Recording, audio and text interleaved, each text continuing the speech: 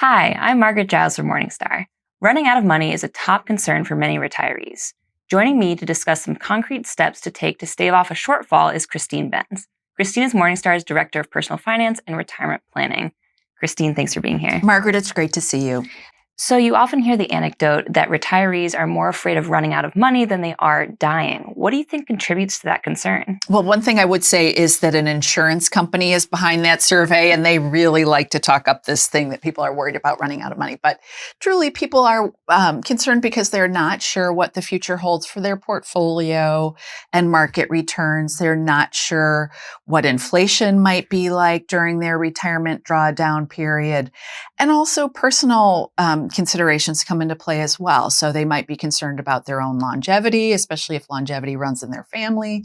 Or hand in hand with that is long-term care risk, that they might have enough money to tide them through their healthy years, but then have effectively a balloon payment at the end of retirement that comes in and causes them to spend, hundreds of thousands of dollars in some cases at the end of their lives. So some of these concerns, I think, are quite legitimate. All right, let's talk about some of the steps that people can consider if they want to head off that retirement shortfall. And you've divided those into two groups, investing related and those that aren't. How about we start with the key investment steps? Sure. So you can take a good look at your portfolio, look at your portfolio's asset allocation.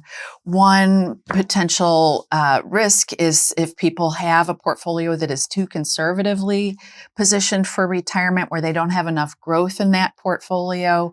Well, that creates risk in terms of the portfolio's ability to last over that really long time horizon. I think it's also a great time to do a cost audit of your portfolio when you move into retirement, to look top to bottom at what you're paying in terms of your investment fees. If you're paying too much for your investments, well, that can be a significant drag on your portfolio's returns. So I would focus on those two things as kind of a good overview of whether your portfolio is on track. Okay. But you cautioned that people getting close to retirement can kind of go overboard in terms of adding risk to their portfolios in an effort to boost that potential return. So how can they strike the right balance there? Well, I like the idea of looking at your anticipated portfolio withdrawals and using those to guide how you position the portfolio. So I often talk about this bucket approach where you're holding roughly 5 to 10 years worth of portfolio withdrawals in a combination of cash and fixed income investments. I think that's a nice intuitive way to back into how much equity risk you can bear. So any overage beyond that 5 to 10 years worth of portfolio withdrawals can go in higher risk assets, mainly a globally diversified equity portfolio. So you also think retirees can spend smarter from their retirement portfolios in order to make them last. How can they do that? Yeah, absolutely. A lot of the rules of thumb we see around retirement spending, like the 4% guideline, are built for a worst case scenario so that they look back in history and say, well, what was the most you could have spent as a starting withdrawal over a 30-year horizon, even if you encountered a terrible market environment? Well, most people's retirement drawdowns are not a worst case scenario. The market performs better than that.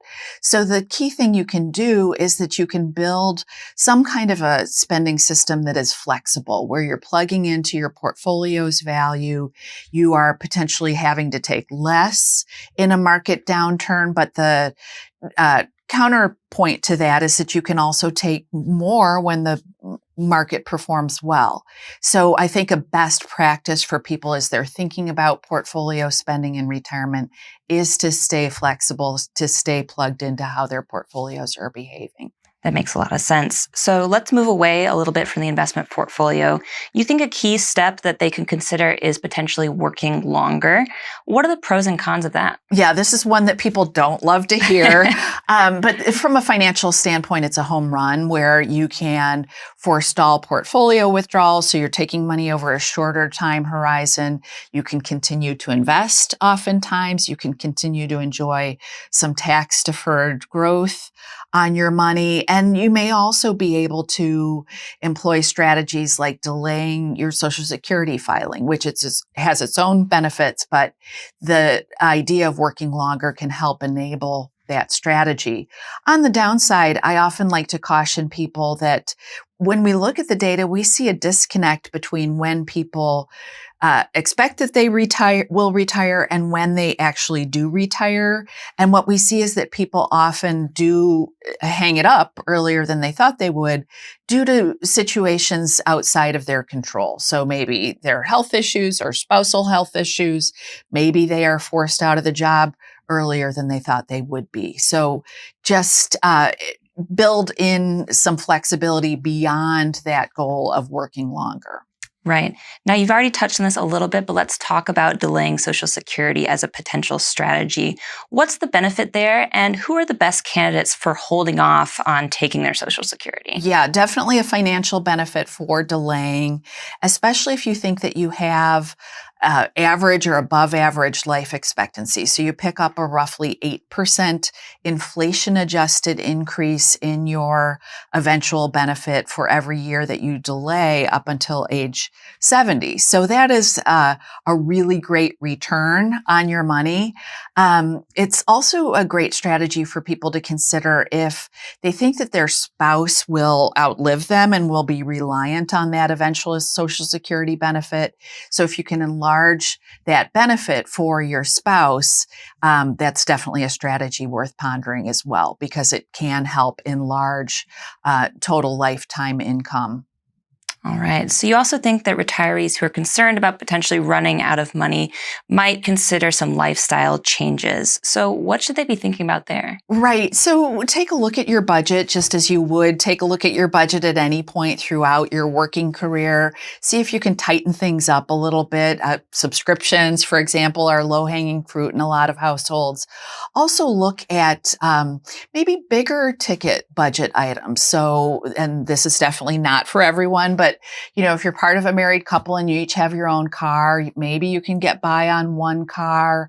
Or a really big ticket lifestyle change to ponder would be making some changes to your housing. So if you live in a home that is larger than you need and that might not be that aging friendly, well, as you embark on retirement, it can be a really great time to consider moving into some cheaper and more age appropriate housing.